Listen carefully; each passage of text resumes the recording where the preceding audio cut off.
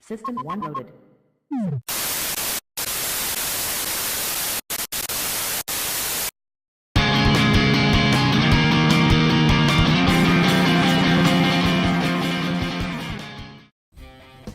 Hello to all you amazing GEEKisH followers out there.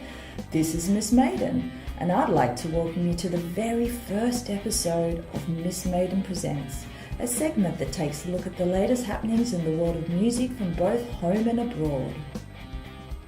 Now, first up, we have the 2015 APRA Music Awards, an event that celebrates the work and achievements of Australian artists across the country.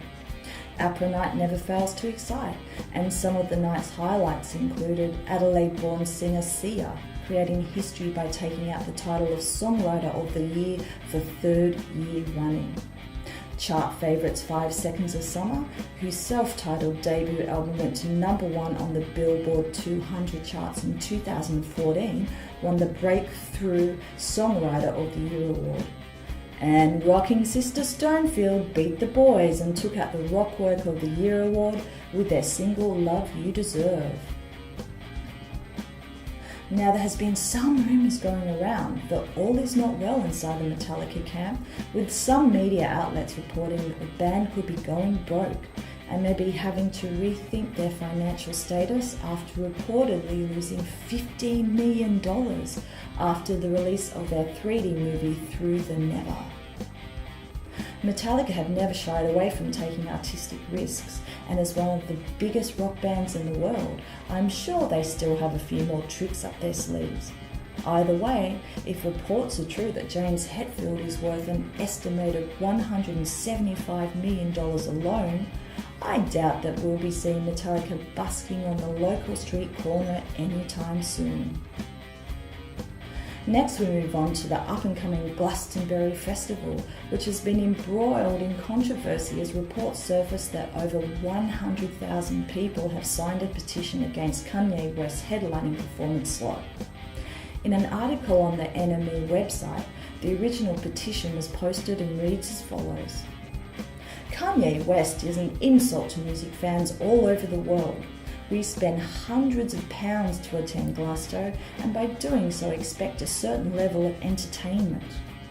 Kanye has been very outspoken on his views on music. He should listen to his own advice and pass his headline slot on to someone deserving. Let's prevent this musical injustice now.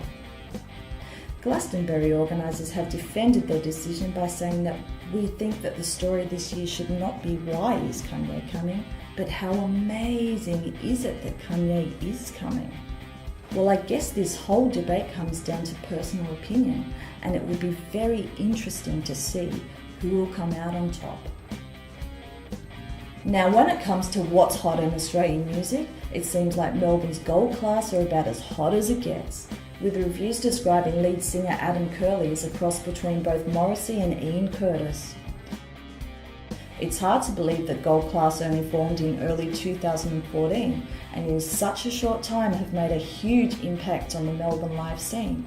Being such a young band, there's not a whole lot out there, but you can purchase their debut single Michael via their Bandcamp page. Definitely a band worth watching. And finally, for all you sci-fi fans out there that love your music as much as you love your movies, I have the band for you.